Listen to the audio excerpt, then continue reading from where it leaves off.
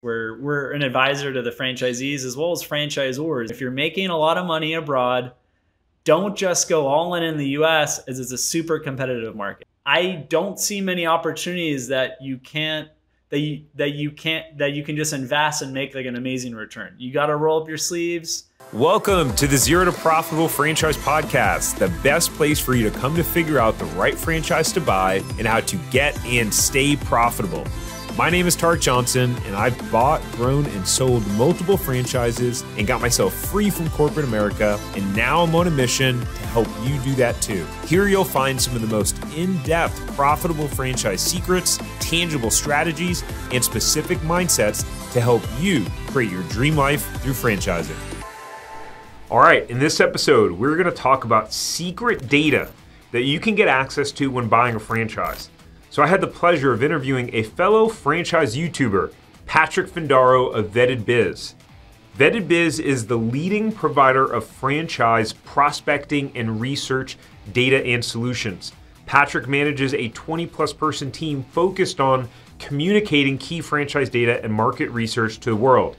Patrick also co-owns and runs Visa Franchise, where he helps high net worth individuals navigate the process of coming to the United States on a visa where you need to buy or invest in a business.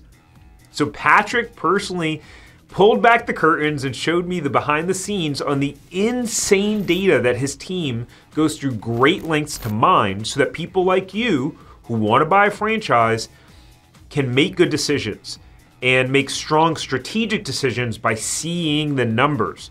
Simply put, better data means better decisions. Better decisions means more money and a better quality of life, so make sure you watch this until the end. Now, if you want to buy a franchise in the next 12 months or less, you should check out my free franchise masterclass at buyaprofitablefranchise.com.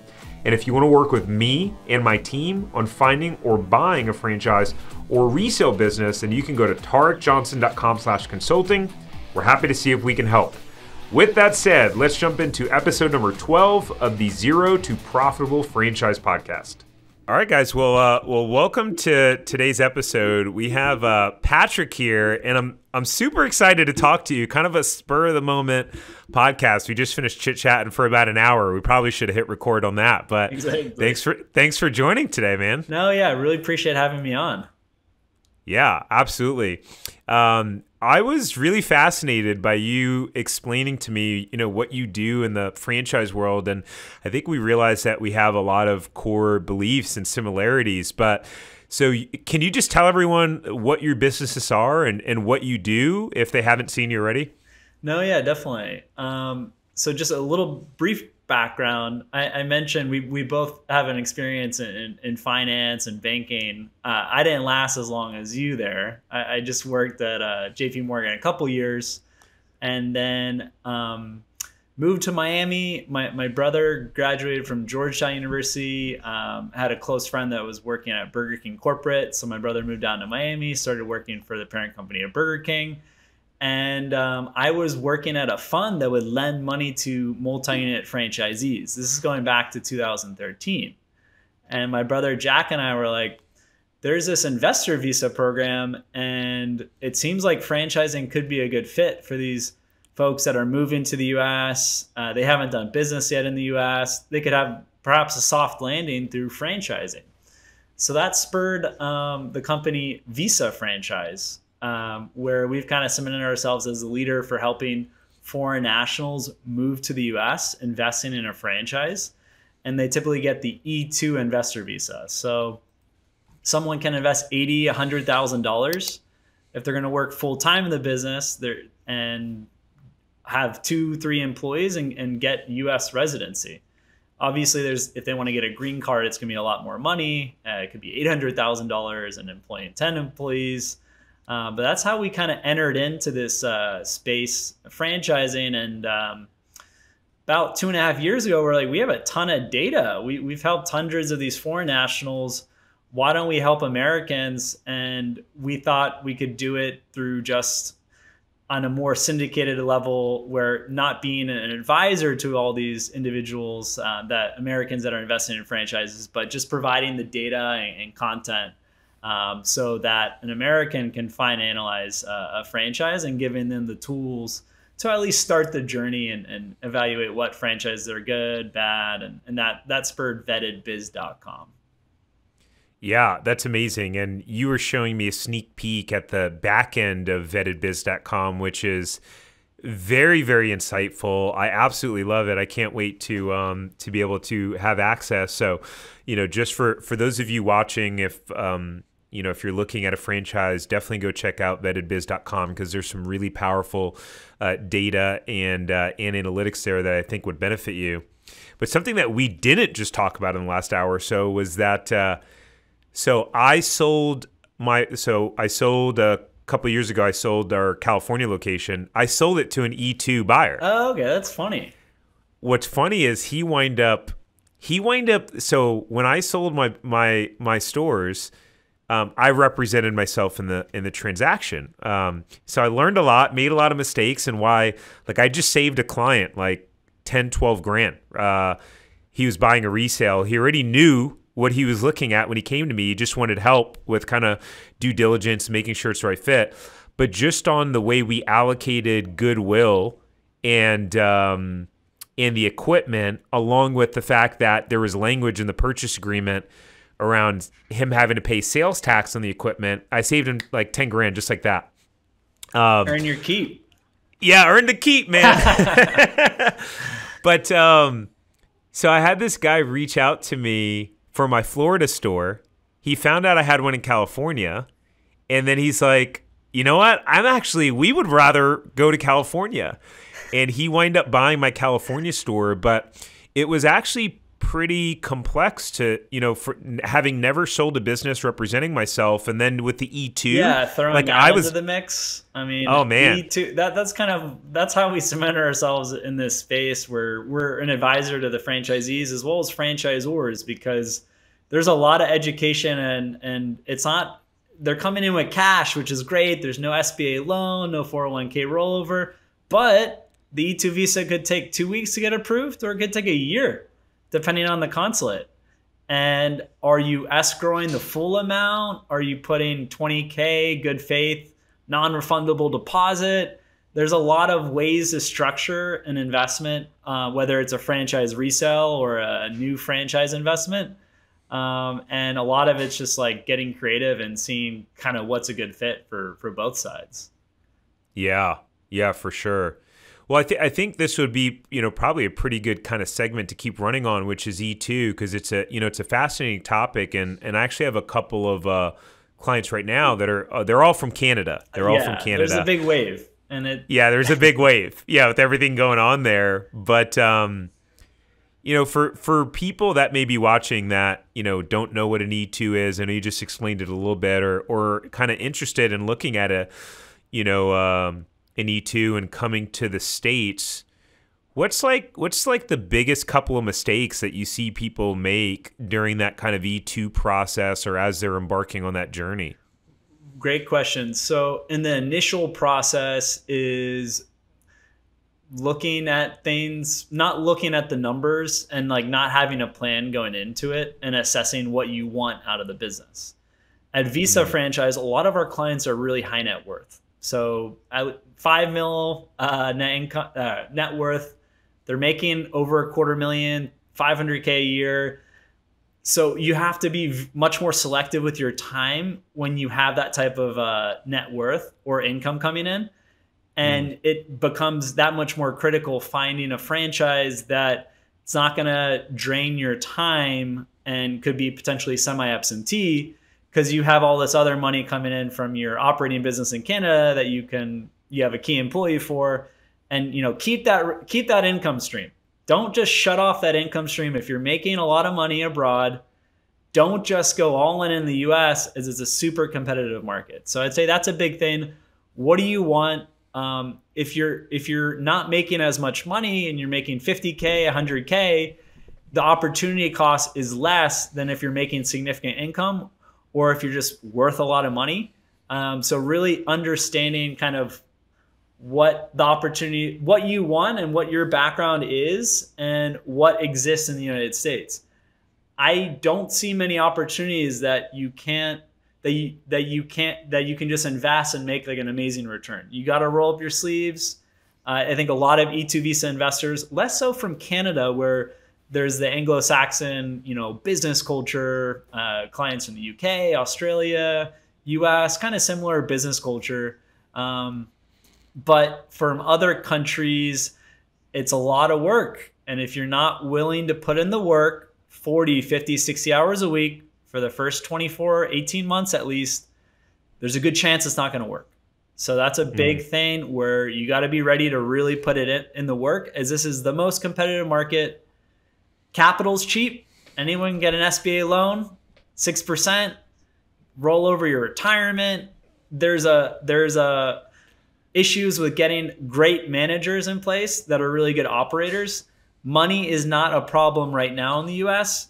And abroad, and I had a prospective client in my office yesterday that does business throughout the Middle East. Capital is king.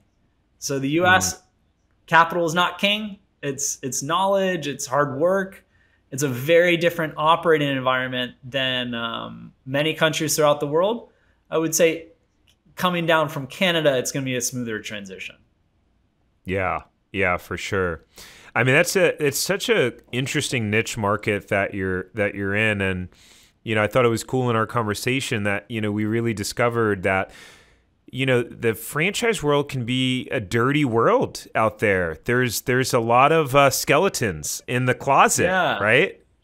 Yeah, I was mentioning we dig in. So I feel like my job's a little bit like an investigative journalist, just like digging into these franchise disclosure documents and seeing what good and bad things we can find out. But some franchisors get pissed. And I mentioned last week we got a cease and desist letter because I mentioned some hidden fees that were buried into the FDD and weren't disclosed in their marketing materials. So there's just a lot of people getting compensated on the sell. And it's kind of the same way with real estate. Everyone's saying real estate's an amazing investment. The mortgage broker, the title agent, the real estate broker, everyone's like, do it. It's a very secure investment, but they're all making money if you move forward. If you don't move forward and you decide to invest elsewhere, they're not making money. So there's definitely a big agency issue in the franchise world where these franchise fees are significant, 20 to 60K for a single unit. And when you have multi-units and international development agreements, hundreds of thousands of dollars at play just for selling the license to operate. Yeah, it's there's kind of really a massive conflict of interest, and it's you have all these brokers out there where the only way they make money is on the back end of a deal, and unfortunately a lot of them don't necessarily have the same ethics that you and I may have in wanting to protect people's interests, because it's you have a company empowering individuals, Vetted Biz, in getting the data and the information so that they're empowered and educated and have the tools to make a decision that's in their best interest. Like, you're trying to protect them, and there's really not many people out there doing that. So what spurred the desire to, I don't want to say be the Robin Hood of the industry, but really want to protect the consumer?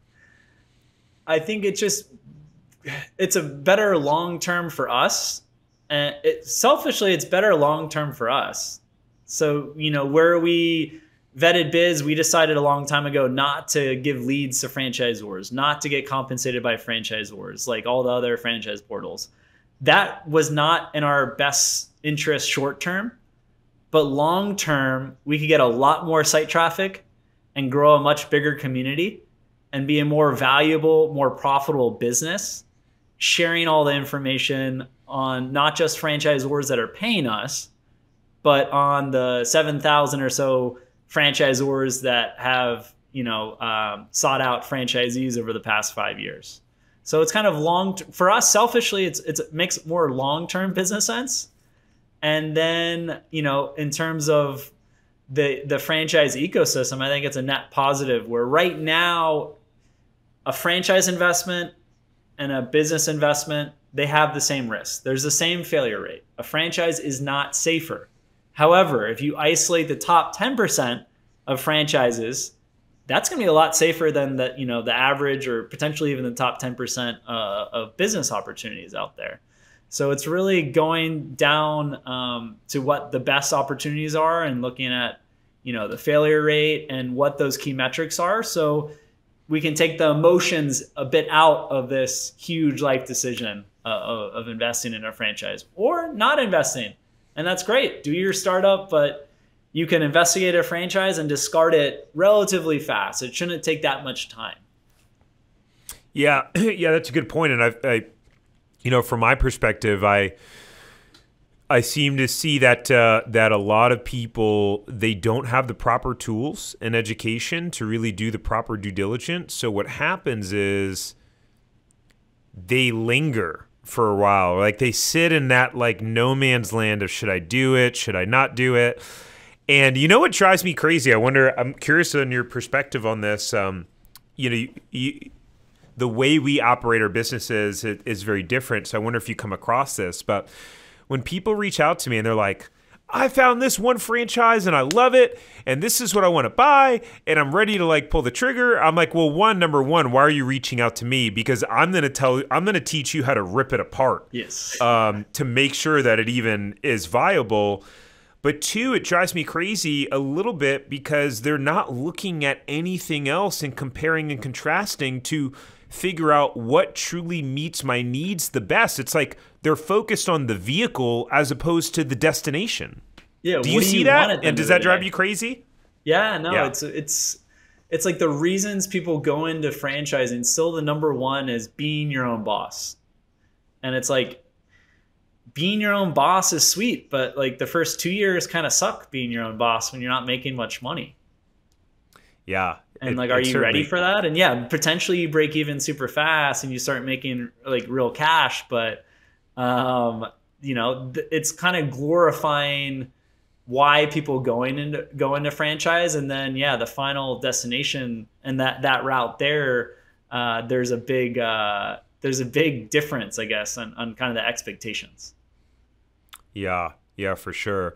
Well, you made a very generous offer earlier, which was to allow me to access to your site to be able to start using your data. And I'm excited to start using that with my clients to really help them make a better decision. And, because there's a lot, you and I, we were talking about, really the, franchisee choosing the right business and then, actually getting successful and profitable, which is, why I named this podcast the Zero to Profitable Franchise Podcast, because I allow my clients still access to continue to work with me through once they've bought their franchise. It's the dream's not to buy a franchise. The dream is to buy and then get your franchise profitable. And yes. I think that's one of the frustrating things for me in the traditional broker community, which is they don't seem to really. It's like, well, we sold you a franchise. Goodbye. What happens from here is all good. I would say, it's kind of like, imagine like a real estate broker that's also the property manager. That's going to have more credibility because they're selling you the property and they're going to be the ones managing that, finding the tenant, dealing with like the plumber issues. So they don't want to sell. They're not selling you a lemon because they're stuck with you for a while, and that's their business to manage the property. So I do love that you have that ongoing relationship.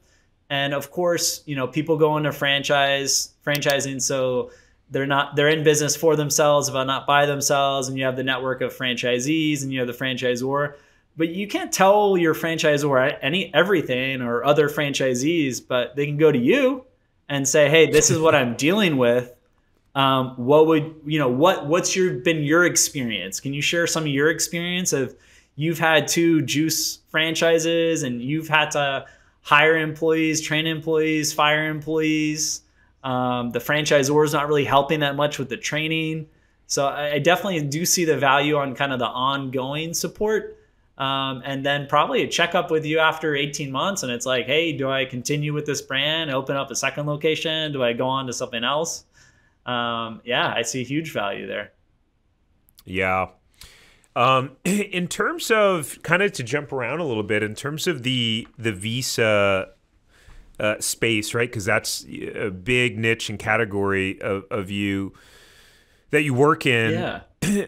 How right now with COVID and some of the different kind of municipalities abroad, what does that look like in terms of the impact on individuals looking to come to states? Is it delaying it? Like, how is that Great impacting question. them? And So yeah, it used to be very straightforward. Our client process, engage us, work 2 to 3 months, find the right franchise, bring in a franchise attorney, speak to franchisees, validation. 1 month, prepare the E2 visa petition. 1 to 3 months to get the E2 visa in the passport, and they're moving to the US. So what's changed is that 1 to 3 months. We're seeing that's anywhere 2 weeks to a year. So depending on your nationality, if you're Canadian, you can book out an appointment right now. I think it's 7-8 months. So it's going to take a while. But you or your spouse can be hitting refresh and seeing if anyone cancels, and you grab an appointment in a month, grab an appointment in 2 months. So there's little tricks to get the visa appointment faster. And it's not good to say consulate shopping, but if you and your spouse have different citizenships and you have residency in one country, 2 countries, you can see what U.S. consulate might be processing E2 visas faster than others and apply at that consulate. Yeah, interesting. And in terms of, because that E2 process, from my understanding, there's a lot of upfront legwork that needs to be done in terms of preparing. So when you guys are working with clients, is there something that they should be doing before they even get to you to put themselves in a position to expedite the process? And if so, what can they do? Yeah, no, big thing for Visa franchise, Vetted Biz has been amazing for our business, where the client experience is much better for them, for us. Educate yourself. Vetted Biz, we're not getting paid by the franchisor. We list the data as it is.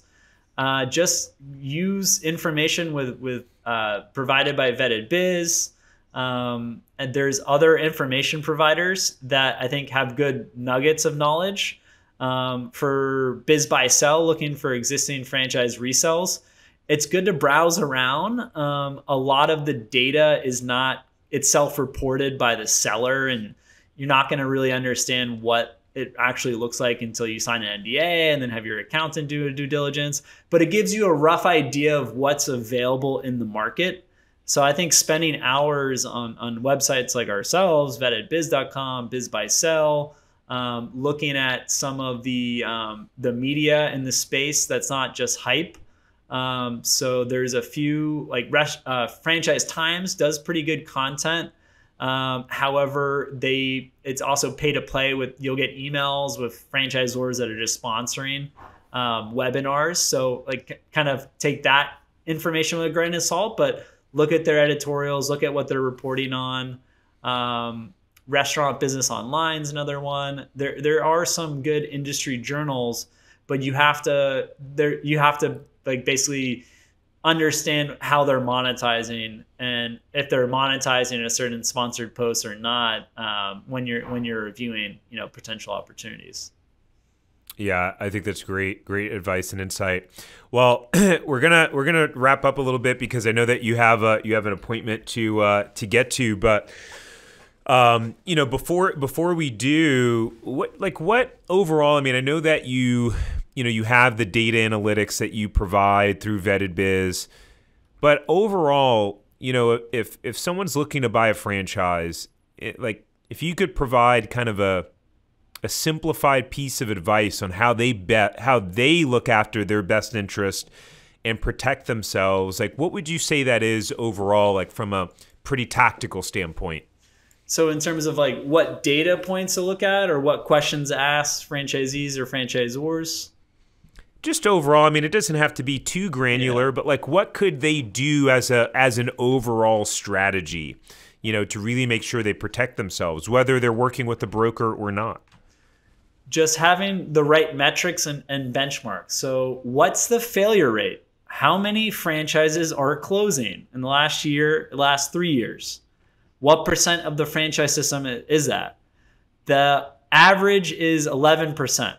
So 3-year failure rate for 2,000 plus franchises is 11%.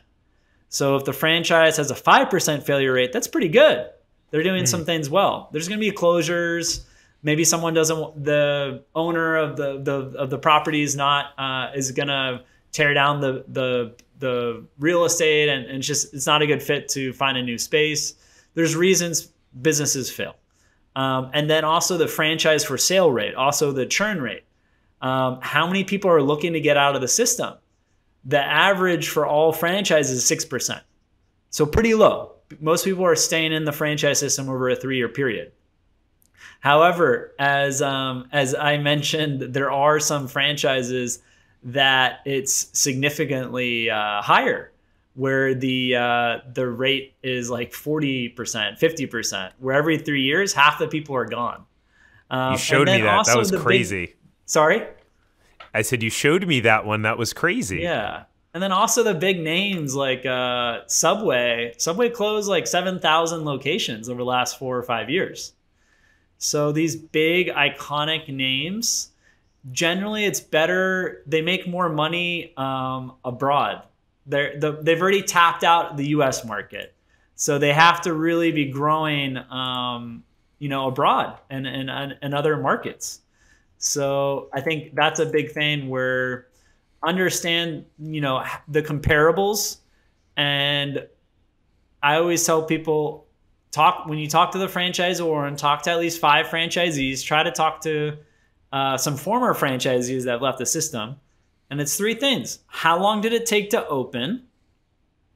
How long did it take to break even? So you're not putting any more money in the business. And then how long did it take to make substantial income? Substantial income means different things to different people, but at least 5K. How long did it take to make $5,000 from that business on a pretty consistent basis? And if you can't get those answers with like a decent certainty, then maybe there's another franchise that you should look at. Those are some really great nuggets. I love those. Really, really good and really powerful. And I think that's great advice for people looking to buy a franchise. So, well, Patrick's a fellow YouTuber. He has a YouTube channel. Where can everyone go check you out, your content, as well as the resources you provide? Definitely. The easiest is vettedbiz.com.